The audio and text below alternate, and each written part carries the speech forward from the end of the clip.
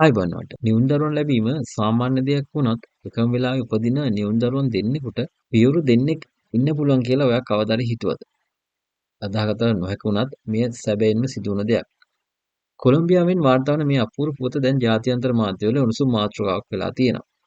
සිද්ධිය ආරම්භ වෙන්නේ 2018 අවුරුද්දේ. කොලොම්බියානු ජාතික කාන්තාවක් තම දෙහැවිරිදි නිවුන් පිරිමි දරුවන්ගේ පීතෘත්වය තහවුරු කර ගැනීමට රසායනාගාරයක් වෙත යනවා. එහිදී සිදු කළ DNA පරීක්ෂණයෙන් වසර 26ක අත්දැකීම් ඇති විද්‍යාඥයන් පවා අන්ධබන්ද වෙනවා. එක් දරුවෙකුගේ DNA පියායයි සැක කළ පුද්ගලයා සමග 100%ක් ගැලපුණත් අනෙක් දරුවාගේ DNA ඔහු සමග කිසිසේත්ම ගැලපුණේ නැහැ. රසායනාගාරයේ කීපවරක්ම පරීක්ෂණය නැවත සිදු කළත් ප්‍රතිඵලය එකමයි. එක් මවක් සහ පියවරු දෙන්නෙක්. විද්‍යාත්මකව විෂම පීතෘ අධිසංසේචනය ලෙස හැඳින්වෙන මෙය සිදුවීමට අතිශය දුර්ලභ කරුණු කිහිපයක් එක්වර සම්පූර්ණ වෙන්න ඕනි කියලා තමයි කියන්නේ. කාන්තාවකගේ ශරීරයෙන් එකම ඔසප් චක්‍රයකදී ඩිම්බ දෙකක් මුදා හරින්න ඕනි.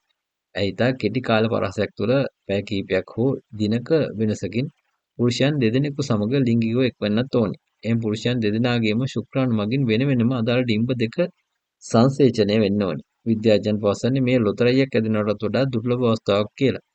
ලෝකේ පුරාම එවැනි සිද්ධීන් වාර්තා වී ඇත්තේ 20ක් වැනි ඉතා සුළු ප්‍රමාණයක්.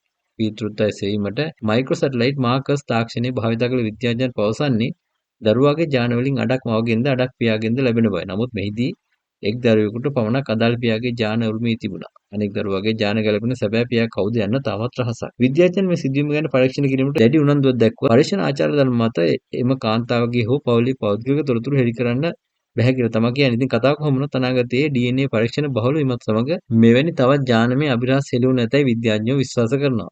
එකම කුසේ නිවුන් දරුවන් වුණත් ඔවුන් දෙදෙනා එකිනෙකාට රුවෙන් සමාන නොවීම මේ තත්ත්වයේ තවත් විශේෂත්වයක්.